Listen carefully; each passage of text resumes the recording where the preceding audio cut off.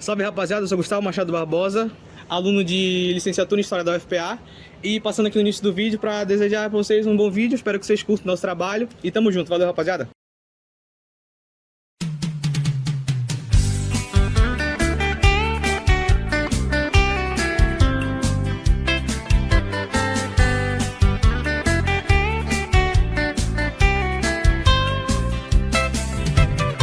Bem, eu sou o professor Expedito Quaresma, professor da Escola de Aplicação da Universidade Federal do Pará.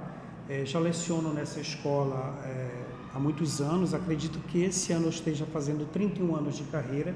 Tá? Iniciei a minha vida como professor dentro de uma escola militar, que foi o Rego Barros, eu acho que todos vocês devem conhecer. Também trabalhei em colégios religiosos, como o Colégio São Francisco Xavier, na cidade de Abaetetuba, o Colégio Santo Antônio, aqui em Belém do Pará, e também trabalhei numa escola chamada Anglo-Americano do Rio de Janeiro. Tá? E aí depois eu fiz concurso para a escola de aplicação. Durante muito tempo fui professor do ensino médio, hoje eu sou professor do ensino fundamental. Tá? A minha pós-graduação ela está um tanto que não tangenciando, mas tangenciando ao mesmo tempo com a história, porque eu tenho especialização em História da Amazônia, especialização em Estudos Culturais e tenho mestrado em Ciência da Religião, agora me encaminhando para o doutorado. Vocês até podem perguntar como é que um professor já está quase a se aposentar e vai fazer o doutorado. Eu sempre digo o seguinte, o tempo de estudo ele é constante, ele é sempre quando você realmente se aproxima, gosta, se apaixona por aquilo que você faz, né? Até que a escolha da profissão enquanto professor de História, ela foi um momento de bifurcação da minha vida, né? No sentido de escolher o curso de Direito, que eu estava fazendo, o curso de História, e como eu tive um professor de língua portuguesa que me fez me apaixonar pela História, porque ele utilizou a música para que nós pudéssemos entender os contextos da história, né, dos momentos históricos. E aí ele me apresentou Chico Buarque, e como não gostar de história quando você conhece Chico Buarque, né? Então foi a partir daí que eu comecei a me apaixonar pela disciplina, pela ciência histórica, né? Pela própria história, né? E abandonei o curso de Direito. E acredito que até hoje eu sou extremamente feliz naquilo que eu faço, né? Naquilo que eu discuto com os meus alunos, né? Então seria mais ou menos isso, né?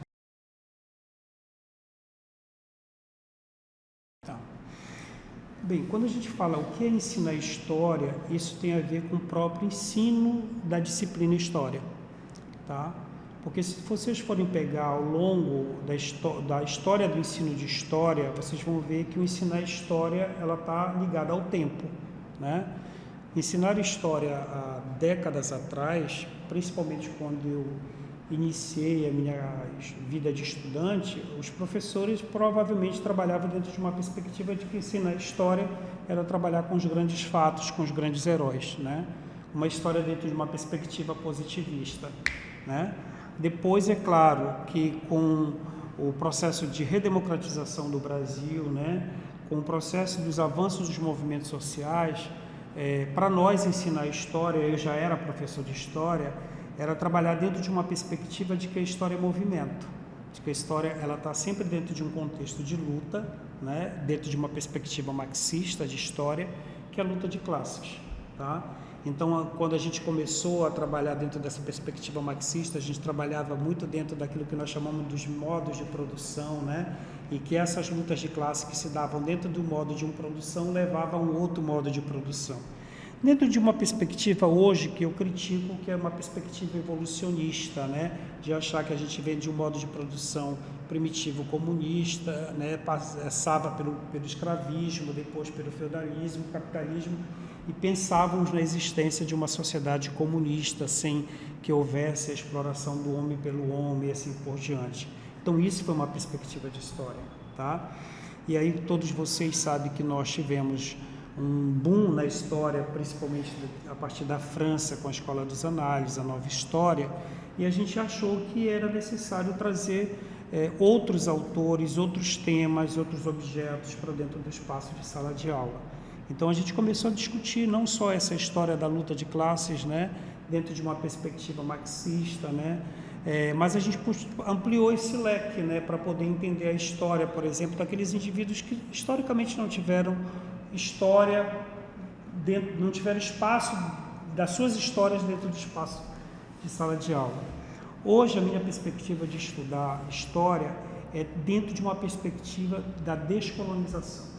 Tá? Porque quando a gente estuda história, que a gente fala da descolonização lá no final do século XIX para o XX, né, que se dá no continente africano, que se dá no continente asiático e assim sucessivamente, a gente não entendeu ainda o que é descolonização, porque a colonização ela ainda está muito presente, ela está muito presente na nossa forma de pensar, ela está presente na nossa forma de agir, ela está presente na forma como o Norte lida com os povos do Sul, né? Ela está muito presente nesse racismo que ficou impregnado, né, nas nossas mentalidades, nas nossas práticas.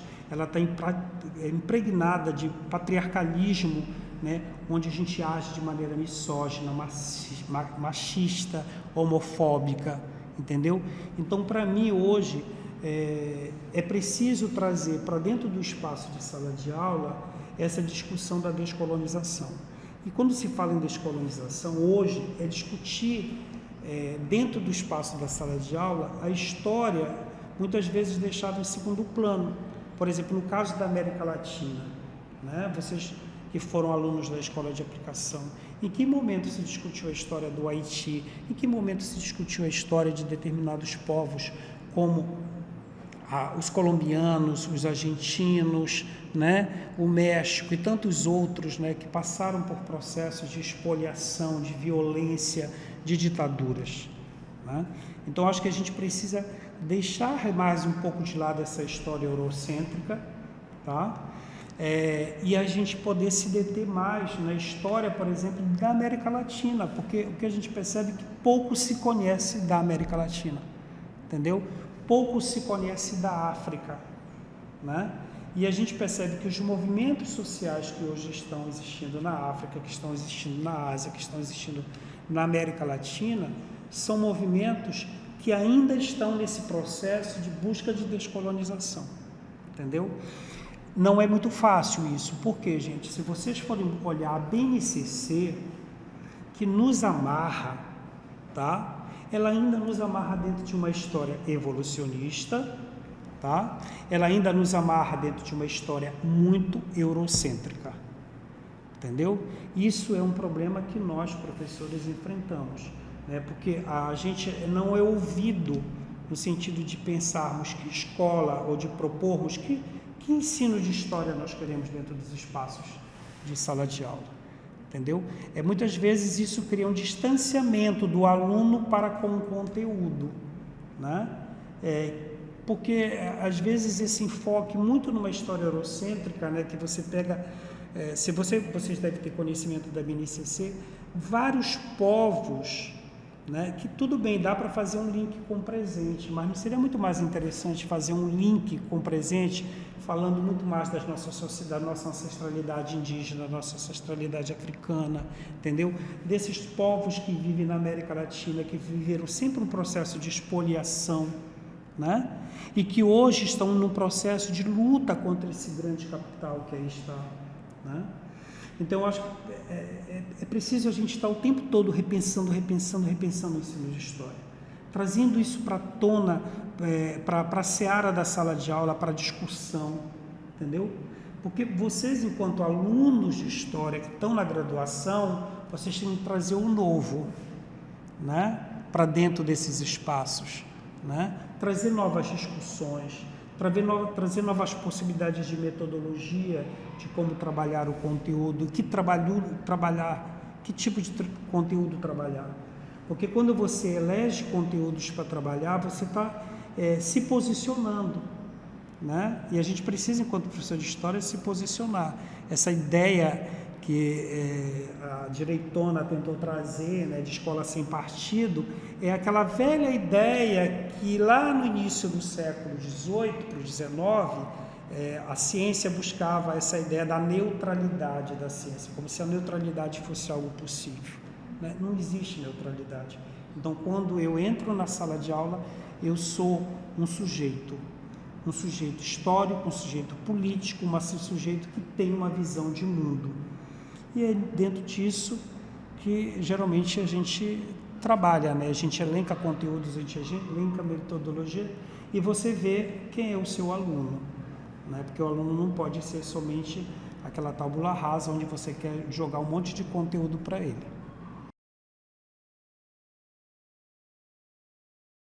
Tá. Olha só, o meu lugar de fala ele é sempre da escola de aplicação, que me possibilita desenvolver projetos, tá? Então, por exemplo, se tu te falaste o que fazer com que leve esse aluno a se interessar, como envolver esse aluno e que tema eleger, tá? Eu estou, por exemplo, com um projeto de pesquisa aqui, que é o combate à LGBTfobia a partir do cinema, tá? Porque esses sujeitos que estão aí, né, que falam que são minoria, né, mas eles são já um número significativo de pessoas organizadas, né, que eles são invisibilizados dentro do espaço escolar, tá? Então, como é possível eu visibilizar esses sujeitos envolvendo os alunos? Porque são sujeitos que têm uma história, né? São sujeitos que estão aí ao longo da história, né, sofrendo processo de discriminação, tá dando para entender? Então, o projeto, ele visa eu discutir a LGBTfobia dentro do espaço escolar com alunos, para que eles possam refletir quais são as práticas que eles mesmos exercem, fazem, tanto prática de violência, tanto prática de violência simbólica, né? E a forma também de pensar, né, sobre colegas que têm uma identidade LGBTQIA+. Tá dando para entender? Então, com o cinema, a gente consegue fazer essa reflexão, tá? Isso possibilita com que esses alunos ampliem o olhar deles, não só sobre esses sujeitos que nós estamos enfocando, que no caso seriam os cidadãos LGBTs, né? Mas eles podem ampliar esse olhar sobre os negros, eles podem ampliar esse olhar sobre as mulheres, sobre os favelados, entendeu? Eles podem ampliar esse leque, tá? Um outro projeto que eu desenvolvo, já é um projeto de ensino, é sobre museu e educação, né? E a perspectiva é como é que eles podem entender a presença religiosa na Amazônia, as várias ordens religiosas que para cá vieram, a partir do patrimônio, no caso o Museu de Arte Sacra aqui, né? Então, como é possível, a partir da cultura material presente nesses museus, né, nós entendemos como é que se deu esse processo de catequização, de conquista, de violência sobre as sociedades indígenas, tá? Isso é uma perspectiva, tá? No campo de sala de aula, eu acho que a gente tem que estar o tempo todo se inovando. Eu acho que nós temos que estar o tempo todo antenado com as mudanças, tá?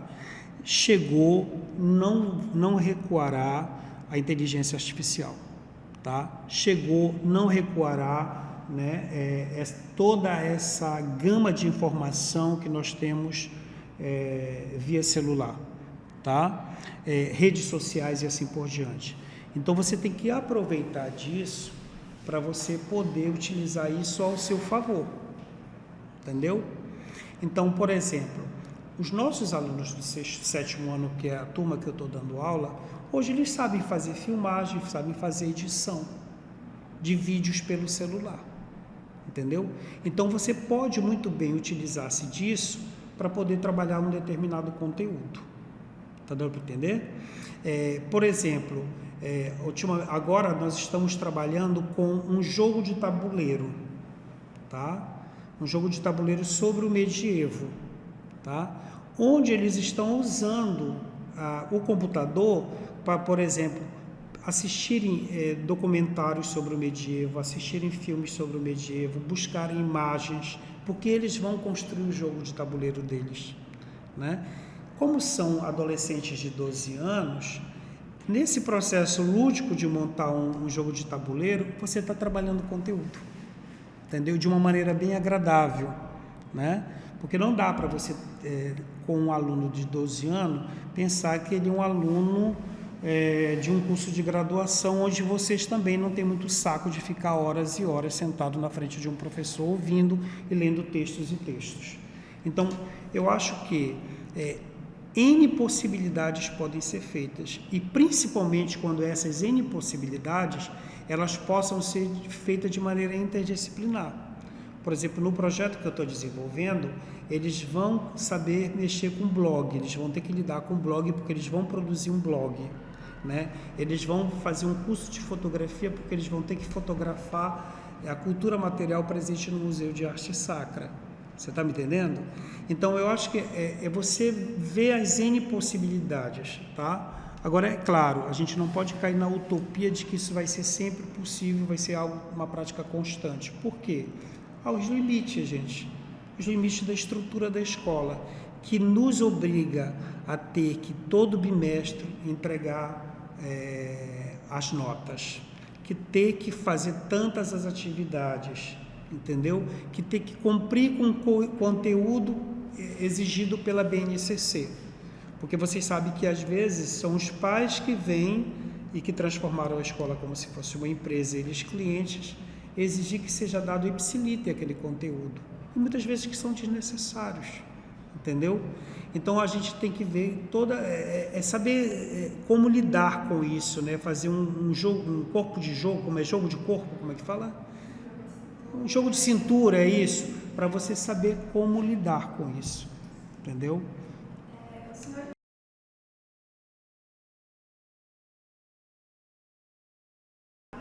Sim. Olha, eu acho assim, o enfrentamento hoje, nós aqui dentro da escola de aplicação, nós não temos muito com aquela ideia de que nós estamos aqui pregando, né, o comunismo, né? Qual o grande enfrentamento que hoje nós enfrentamos são com os pais evangélicos, tá? Por quê? Porque muitos dos temas que você discute acabam mexendo com a religião, tá? Por exemplo, eu trabalho muito com o medievo, né? E eu trabalho muito a partir de uma perspectiva da história das mentalidades. Teve um ano retrasado que eu fiz seminários com os meus alunos, né? Vários seminários, os quais eram orientados, esses seminários, durante 2, 3 meses, que eles tinham que fazer pesquisa para poderem apresentar. E um dos temas do seminário era a Inquisição, né? E o outro tema era o diabo no imaginário cristão, tá? O tema sobre a Inquisição, eu percebi que os pais adoraram, os pais evangélicos, né? Os pais católicos não vieram nada a comentar. Quando foi no tema sobre o diabo no imaginário cristão, eu passei a exibir um filme chamado A Vila, né? E esse filme, não sei se vocês já assistiram, ele é um filme que mostra como é que esse medo do diabo foi construído no medievo, né?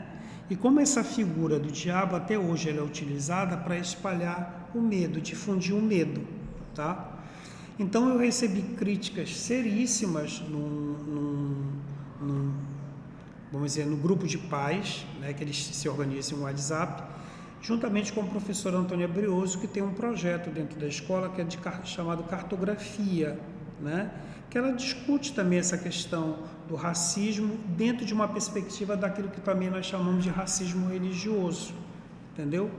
Então, foram mães, principalmente as mais aguerridas são mães, fazendo discursos violentos sobre a minha pessoa, sobre a pessoa da professora, até que um pai, advogado, disse: olha, o que vocês estão fazendo é aquilo que se chama de racismo religioso, isso da cadeia. Elas se calaram, você está me entendendo?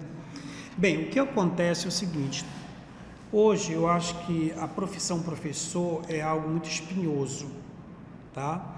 Você tem que saber muito bem como é que você vai desenvolver o seu trabalho dentro do espaço da escola para não deixar brecha para questionamentos, tá? A BNCC, ela é uma legislação nacional e ela nos guia, tá? Assim como as habilidades e competências do Enem, ela nos guia, tá?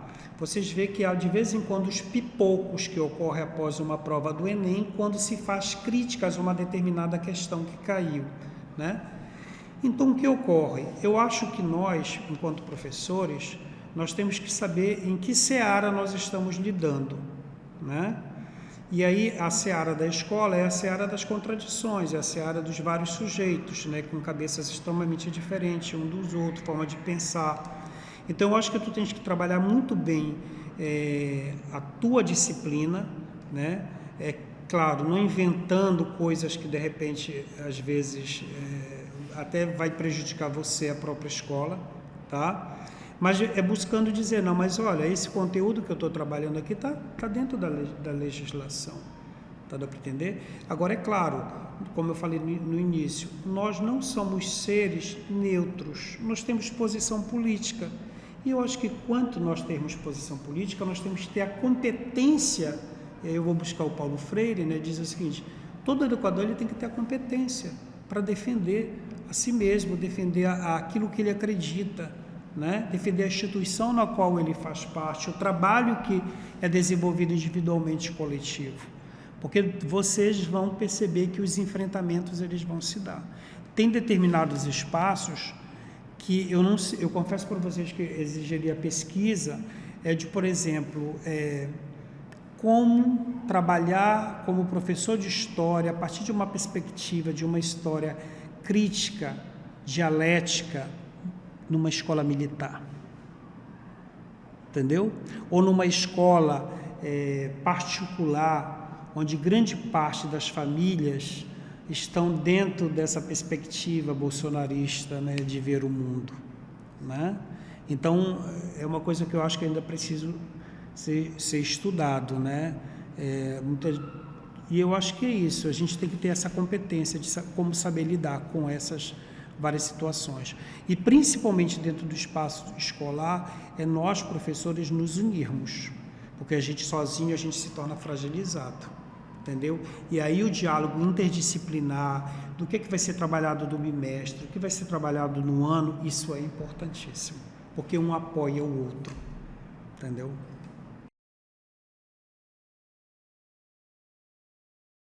Olha, a importância dos patrimônios históricos no ensino de história. Que pergunta linda essa, né?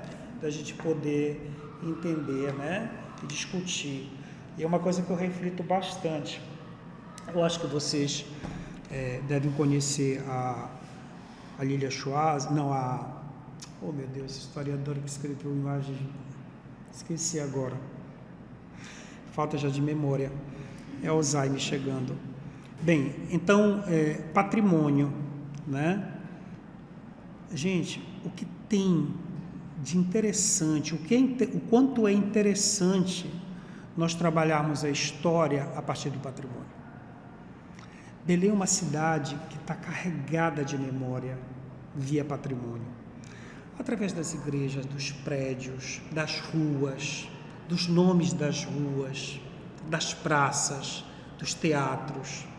Então a gente pode dizer que a gente passa por uma cidade, e não só esse patrimônio que a gente está falando, que tem as memórias também dos bairros, né? Das praças dos bairros, das igrejas dos bairros, dos prédios do bairro. Então, eu acho que sim, que a gente tem aí, a gente poderia dizer, uma massa maravilhosa para podermos trabalhar, que é a história a partir do patrimônio, entendeu? Então, é importantíssimo que a gente possa, dentro do nosso espaço de aula, fazer com que esse aluno possa ir, por exemplo, num museu, possa ir numa igreja, possa ir num teatro, possa ir numa praça, e discuta aquele tempo histórico que aquele patrimônio foi edificado, as modificações que ocorreram ao longo do tempo, entendeu? Então, por exemplo, o meu projeto, que é o Museu e Educação, a presença jesuítica na Amazônia, né?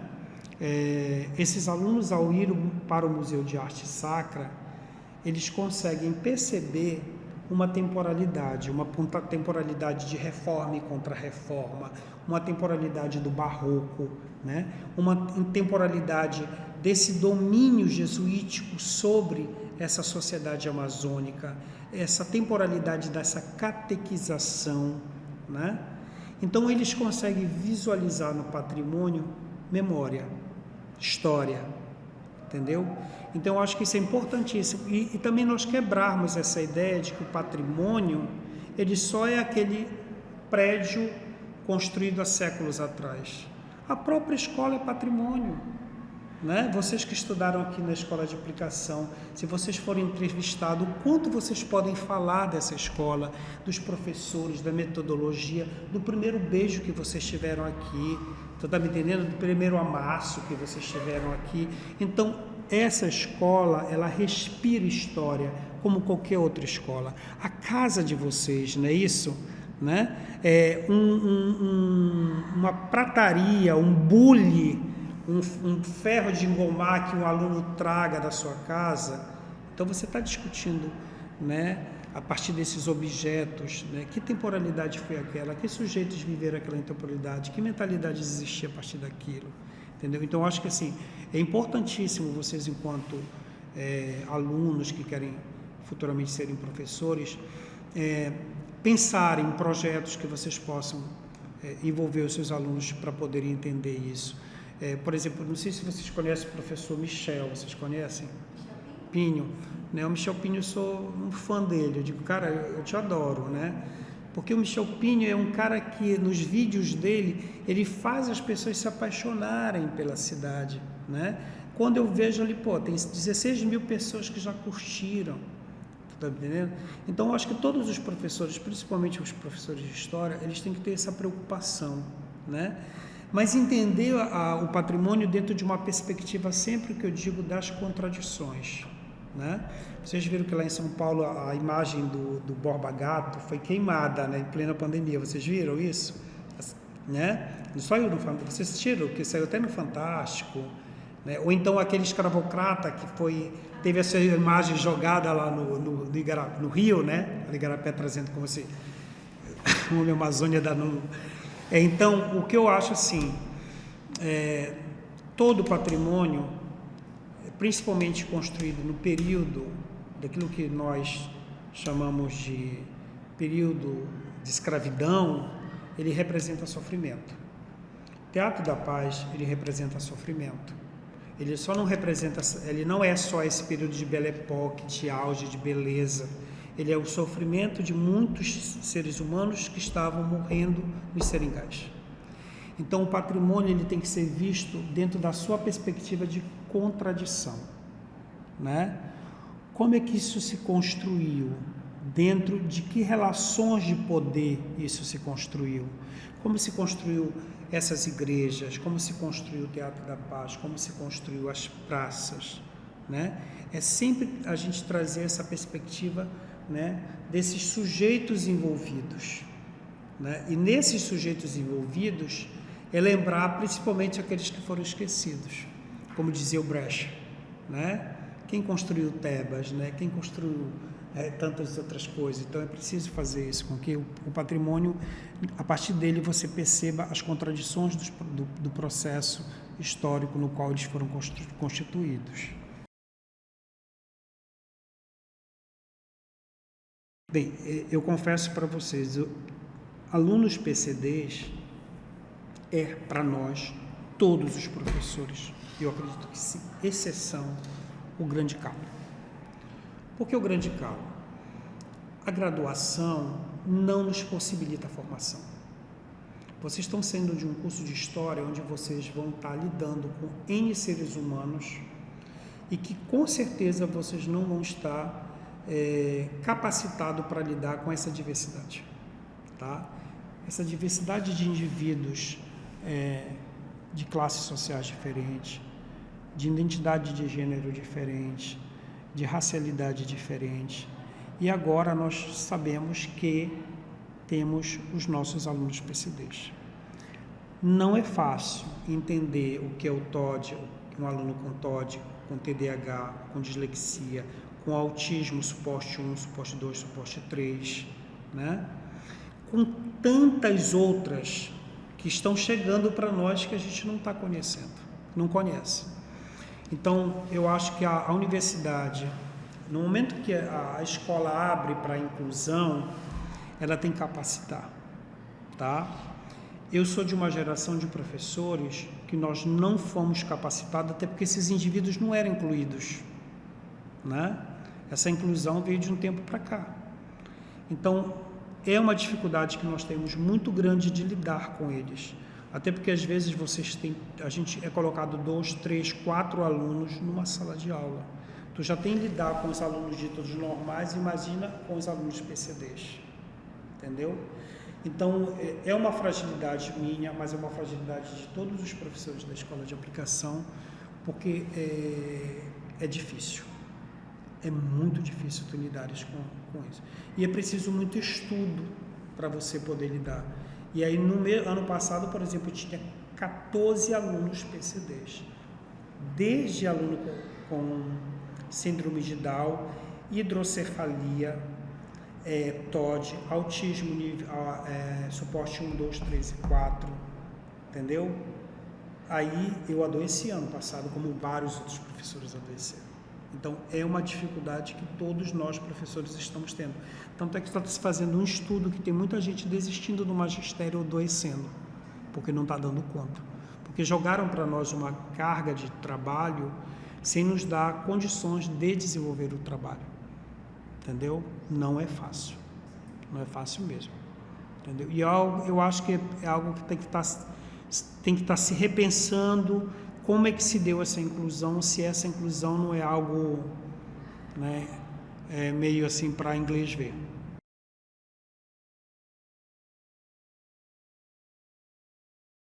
Olha, eu acho que a professora, que eu não a conheço, ela está de parabéns, sabe? Porque às vezes o aluno, ele discute tanta teoria, né? E quando é para a prática, de conhecer esse espaço, que é o espaço futuro de trabalho, ele tem pouco conhecimento, entendeu? Então, esse envolvimento de vocês, de saberem a realidade, de conversarem com educadores, né, que já estão há muito tempo aí sendo educadores, isso é importantíssimo para a formação de vocês, né? Porque você tem que estar o tempo todo fazendo esse link entre a teoria e a prática, né? Por exemplo, quando eu vejo que muitas vezes chegam alunos aqui da graduação que eles não conseguem fazer a transposição de conhecimento, né? Porque aquilo que você aprende na universidade, no campo da historiografia, como é que você vai trazer isso para dentro de um espaço de sala de aula onde o aluno não vai ser historiador, mas esse olhar de uma historiografia mais atualizada sobre o fato, ele precisa estar atento, ele precisa aprender, entendeu? Então, isso é uma coisa que vocês vão construindo na prática, entendeu? Então, eu acho que o curso de graduação, principalmente a licenciatura, ela tem que estar o tempo todo nessa interação constante entre o ensino acadêmicos que vocês aprendem aqui e essa realidade que vocês vão ter que um dia lidar com ela. Então, se vocês estabelecerem esse diálogo permanentemente, e aí é louvável aquilo que a professora está solicitando, eu acho isso assim, importantíssimo para a formação de vocês. E vocês também estão de parabéns por estarem aqui ouvindo já um professor de quase 35 anos de magistério, né?